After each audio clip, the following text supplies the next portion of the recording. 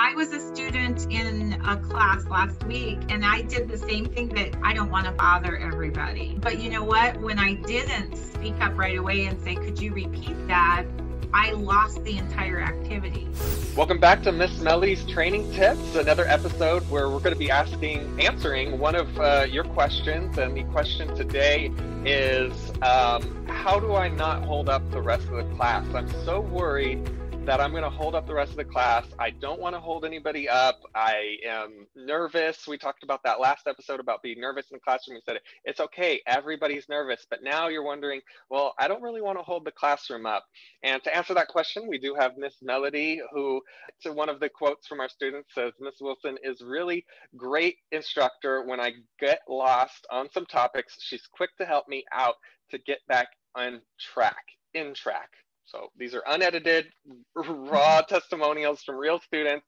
And so that really speaks to, how you do stop to help people get back on track. And I think helping each individual student make sure that they're on track may hold up the class. Does it hold up the class? What's your opinion on a student feeling like they're holding up the class?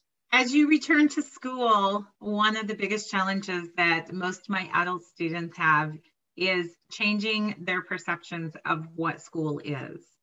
Most of us went to school in traditional classrooms where you raised your hands to ask questions. You didn't talk unless the teacher gave you permission to. And a lot of times there were times that you didn't. Some of our students don't understand, but they're quiet and they don't want people looking at them, or, so they don't even ask questions.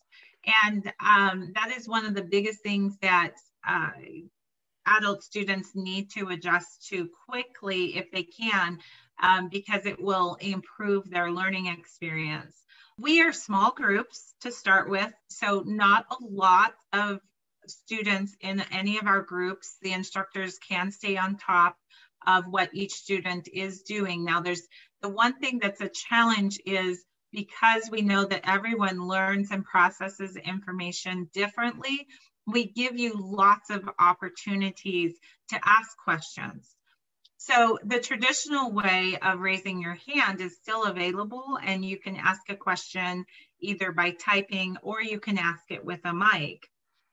However, if your typing skills are lacking, sometimes the mic is better. Some people don't like to talk and they don't like to hear their own voice, and so they prefer typing. So either one of those are available to students. We want your learning experience to be the best that it can be.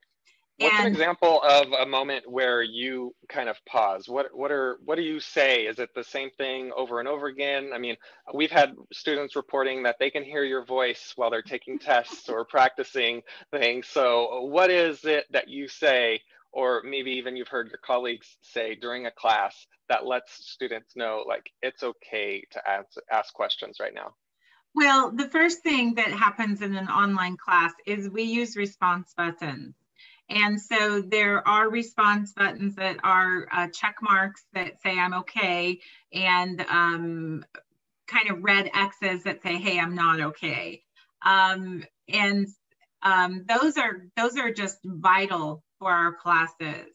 Now, when I have students for a long period of time, I do use the green check marks continuously. I'm like, give me a green check mark, or give me a thumbs up when you finish that task. And so that is my way of knowing that you got it. Okay, whether it's opening a file or putting in a formula. It's just a quick check, and it's a visual check that I can scan through. And if I have all my green check marks, then everyone is with me. The students who I just totally missed that, I didn't even hear what you said, that type of thing, they'll tend to give me a red X, and that means I need to repeat it. I need to go check on them, that type of thing. And one of the things that I do, and all of our instructors do, is if it's a skill, when we repeat it, we might repeat it slightly differently in case that you did not understand it the first time. So adding some more scaffolding on top of that, explaining it in a slightly different manner so that it might connect. So the red X is usually me. I'm completely lost. I need you to check on me ASAP. Sometimes people just need a little bit of extra time if they are taking notes or something like that. And so there are different ways that instructors do, but you can have another response button that says, hey, I just need a few more minutes. I was a student in a class last week, and it was very enlightening to be a student, because something that seems so obvious, I had a mental, the phone rang. My son came in and said something to me, and all of a sudden I just missed that step. And so, and I did the same thing that students want to do. I don't want to bother everybody. But you know what? When I didn't speak up right away and say, could you repeat that? I lost the entire activity. Why is it important to speak up promptly, or why is it important to ask questions quickly? It sounds like do you get too far behind? What's kind of the rhythm of asking questions during a class? Yeah, because things build on each other, and if you miss a step and you're trying to figure it out, and then the rest of the class keeps going on, by the time you realize that I can't figure this out, you've missed 4, 5, 6, 7 more steps. So by the time you finally, if you don't speak up right away, we get to a point that we're concluding this process, and you finally say, I am so lost. Okay. Not a good place to be. Okay. So, but what that means is that you have 15 other people now who have to wait on you. So by the time you finally speak up and you say, I am so lost, I have no clue where we are. And if you didn't tell me that, I kind of assumed you were with me. That's why I ask for green check marks so frequently. Yep. It's not that I don't trust you. I just know that even I may start thinking about what I need to buy at the store later in the day, and I missed what she said. And if you miss one thing and you don't say it right away, then you're so far behind that when the instructor finally comes back to catch you up, you've got 14 people waiting on you to catch up. So it's important to, if you're feeling like you don't want to hold the rest of the class up, it's actually more important to ask the question right then and there.